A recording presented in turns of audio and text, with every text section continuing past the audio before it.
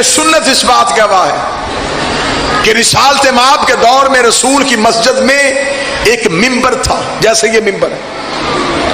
یہ ممبر رسول نے بنوایا نہیں تھا، ایک صحابی نے محبت میں بنا کے دیا تھا۔ اس ممبر کے بننے سے پہلے رسول کھجور کے ستون کے ساتھ ٹیگ لگا کے خطبہ دیتے۔ اس صحابی نے کہا یا رسول اللہ آپ کو زحمت ہوتی ہے، میں چاہتا ہوں کہ آپ بیٹھ کے خطبہ دیں۔ اس نے ممبر بنا دیا۔ اس ممبر کے 3 زینے تھے، سب سے اوپر والا عرشہ، یہ جو سب سے اوپر ہے نا جی، اسے کہتے عرشہ۔ اس کے نیچے 3 سیڑھیاں تھیں، چوتھا عرشہ۔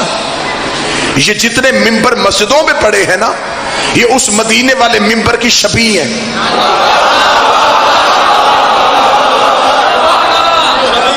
شبیہ ہے نا جی، یہ ممبر کس کی شبیہ ہے؟ رسول کے ممبر کی۔ دکھ مجھے تب ہوتا ہے جب شبیہ پہ بیٹھ کے مولوی کہتا ہے کہ شبیہ دیکھنے سے نکاح ٹوٹ جاتا۔ بولو جو حسین کے نوکر بیٹھے، جس پہ بیٹھا ہے وہ خود شبیہ۔ بلکہ حضور یہ جو مسجدوں پہ گنبد بنے یہ بھی شبیہ ہے، گنبد خضرا کی، روضہ رسول کی شبیہ بندوں نے مسجدوں پہ بنائی ہے۔ اچھا بندوں کی شبیہ کے نیچے نماز ہو جاتی ہے؟ بولو جو علی کے نوکر بیٹھے، شبیہ کے نیچے پڑھے تو ہو جاتی، اور حسین کے گھوڑے کی شبیہ مسجد کے سامنے سے گزرے، اس کا مطلب ہے شبیہ بھی تیری مرضی کی۔ اب میں جو بات سمجھانا چاہتا ہوں، رسول نے جو ممبر بنا، وہ رسول کا ممبر، اس کے 3 زینے تھے، چوتھا عرشہ تھا۔ نبی عرشے پہ بیٹھ کے خطبہ دیتے تھے، 3 سیڑھیاں خالی تھی۔ جو پہلا خلیفہ آیا وہ نبی کے احترام پہ عرشے پہ نہیں بیٹھا، نیچے والی سیڑھی، دوسرا اس سے دوسری سیڑھی، تیسرا تیسری سیڑھی۔ سیڑھیاں ختم ہو گئی، خلافت علی کے گھر آ گئی۔ ادھر خلافت علی کے دروازے پہ بھکاری بن کے پہنچی۔ امیر المومنین نے مدینے کی مسجد میں پہلی تقریر کرنی تھی۔ بندے سوچ رہے تھے علی بیٹھے گا کہاں، جو قریب بیٹھے گا۔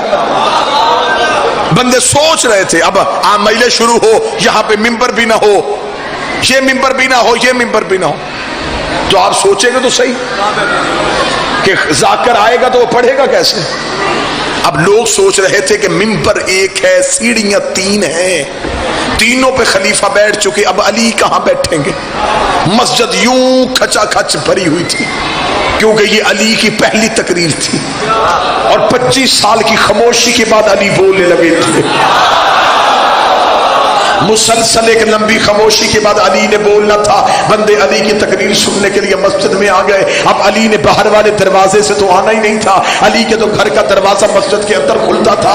ادھر علی کے گھر کا دروازہ کھلا، لوگوں نے دیکھا کہ علی کی حالت کیا ہے۔ چہرے پہ رسول والا لوگ ہے، سر پہ ابو طالب والا امامہ ہے، کانٹھے پہ ہاشم والی دستار ہے، ذوالفقار حیدری کو حمائل کیا ہوا ہے، انگشتری سلیمان کو انگوٹھی میں پہنا ہوا ہے، عصائے موسیٰ کو شرماتے ہوئے علی ابن ابی طالب مسجد میں داخل ہوئے۔ لوگ اپنے پنجوں کے اوپر کھڑے ہو گئے کہ علی بیٹھے گا کہاں، علی بیٹھے گا کہاں، علی بیٹھے گا کہاں۔ لوگ سازش تیار کر کے بیٹھیں گے، اگر علی پہلے خلیفہ کی جگہ پہ بیٹھا ہم کہیں گے تو نے پہلی خلافت کو تسلیم کیا، اگر دوسرے کی جگہ پہ بیٹھا ہم کہیں گے دوسری خلافت کو تسلیم کیا، اگر تیسرے کی جگہ پہ بیٹھا ہم کہیں گے تیسرے کی خلافت کو تسلیم کیا، اور اگر علی محمد کی جگہ پہ بیٹھ گیا تو ہم شور کر دیں گے کہ پہلے 3 خلفاء نے محمد کی عزت کی، تو نے تو محمد کا احترام ہی نہیں کیا۔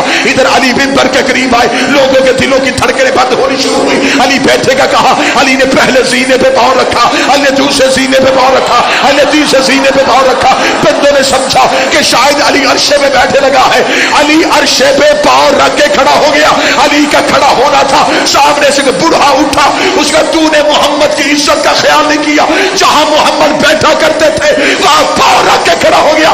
علی کی آواز ہے چاپ، یہ لکڑی کا ممبر ہے، میں مہروں کا سوار۔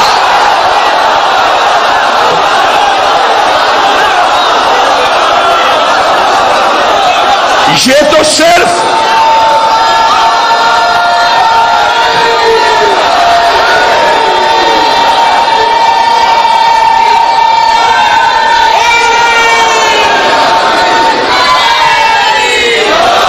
یہ تو صرف لکڑی کا ممبر ہے.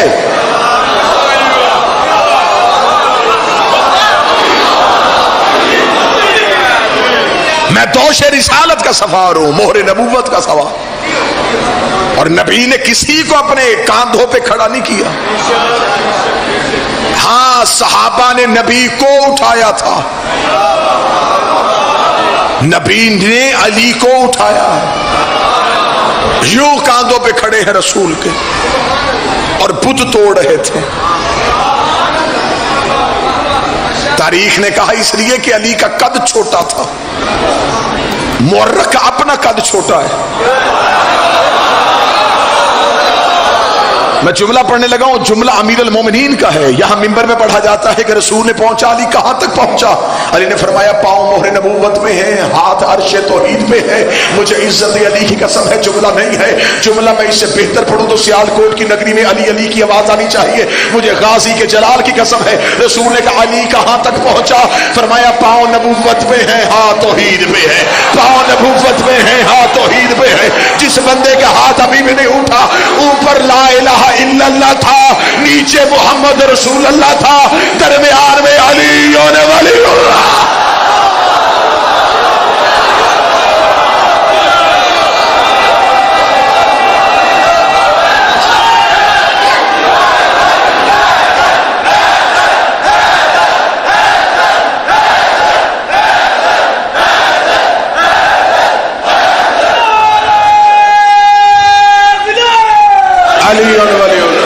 اگر ہاتھ یہیں پہ اٹھے ہیں تو میرا اگلا جملہ بھی اس سے بڑھ کے کہنا چاہتا ہوں. ہاتھ توحید پہ تھے، پاؤں مہر نبوت پہ تھے. علی مکے کی اس لمحے میں کہاں تھے؟ ادھر اللہ سے جڑا تھا، ادھر بندوں سے جڑا تھا. ادھر اللہ سے جڑا تھا، ادھر بندوں سے جڑا تھا. یا جبریل کے ہاتھ محمد کے قدموں پہ آئے، آواز آئی اللہ نے آیت بھیجی ہے. فرمایا کون سی؟ فرمایا خدا کہتا اپنی امت سے کہ واعتصموا بحبل اللہ، اللہ کی رسی کو مضبوطی سے پکڑو. یہ ہے اللہ کی رسی. اور امیر المومنین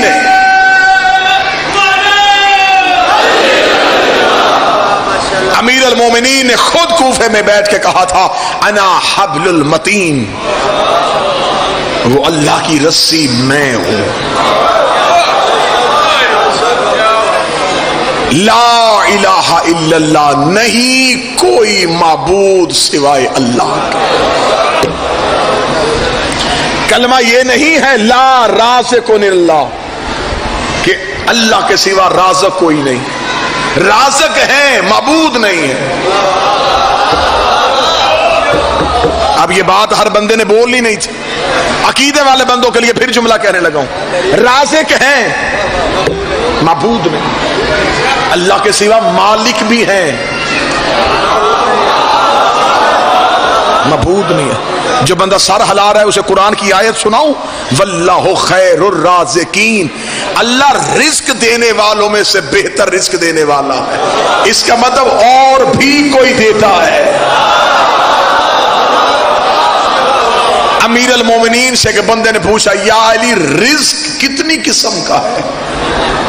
سنا جملہ، امیر المومنین نے فرمایا رزق 70 قسم کا ہے. اس نے کہا مولا جو ہم کھاتے ہیں یہ، اللہ نے فرمایا کم تر رزق ہے. جسے تم روٹی کہتے ہو یہ سب سے چھوٹا رزق ہے.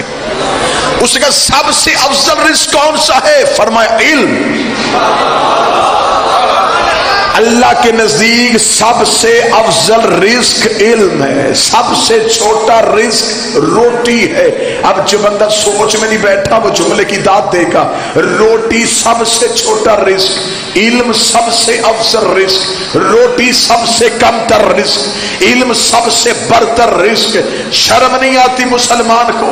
تو روٹی علی سے نہیں مانگ رہا، اللہ علم علی کے ذریعے سے بانٹ رہا. ہمیں بتاؤ یہ علم کون دیتا ہے؟ علی بابو، انا مدینۃ العلم وعلی میں علم کا شہر ہوں. علی اس کا در ہے. یہ جو نعتیں پڑھی جاتی نا، شاہ مدینہ شاہ مدینہ، یثرب کا والی، سارے نبی، کہاں بیٹھ کے سن رہے ہو؟ سارے نبی تیرے در کے سوالی بندے آگے سے پیسے پھینک کے جا رہے ہیں، کوئی یہ تو پوچھتا نہیں یہ کون سا در ہے جس کے نبی سوالی ہے؟ شیعہ مجلسوں میں آئے تو ہم تمہیں بتائیں، رسول نے کہا تھا میں علم کا شہر ہوں، علی اس کا تارا۔ علی ہے وہ در جس کے، اس کا مطلب ہے رزق، اگر رزق علم علی دیتا ہے تو پھر یہ تو سب سے چھوٹا رزق ہے۔ سب سے چھوٹا رزق لینے کے لیے وہاں سے فرشتے یہاں آئے ہیں، آپ پریشان ہو جاتے ہیں۔ لائن نہ توڑا کرے، بالکل جملوں کے ساتھ رہے۔ سب سے چھوٹا رزق لینے کے لیے وہاں سے فرشتے چلے، اللہ حب مسکین و یتیم و اسیرا، وہاں سے آئے ہیں یتیم بن کے، مسکین بن کے۔ افضل کام ملے تو اپنا کام چھوڑا جاتا ہے۔ نہ جملہ سمجھ کے پھر ڈال دینا۔ میں مجلس پڑھ رہا ہوں، مجھے بھائی جان کہہ دی مجلس چھوڑیں آئیں کھانا کھائیں، تو میں کبھی مجلس نہیں چھوڑوں گا، یہ اعلیٰ کام ہے، وہ کمتر کام ہے۔ ہاں یہ ہو سکتا ہے کہ میں چائے پی رہا ہوں اور کوئی کان میں کہے کہ ممبر خالی ہے، تو اب کب وہیں پہ رکھوں، افضل کے لیے دوڑوں۔ چھوٹا بڑے کے لیے چھوڑا جاتا ہے، کم تر اعلیٰ کے لیے چھوڑا جاتا ہے۔ یہ منزلہ والا انصاف کرنا۔ فرشتے کر رہے تھے اللہ کی عبادت، خدا نے کہا تسبیح چھوڑو روٹیاں مانگو، تسبیح چھوڑو روٹیاں مانگو، تسبیح چھوڑو روٹیاں مانگو۔ فرشتوں نے تسبیح پھینک کے زہرا سے روٹیاں مانگ کے مولوی کے چہرے میں تماچا مارا ہے۔ ان سے مانگنا بدعت نہیں، فرشتوں کی عبادت ہے۔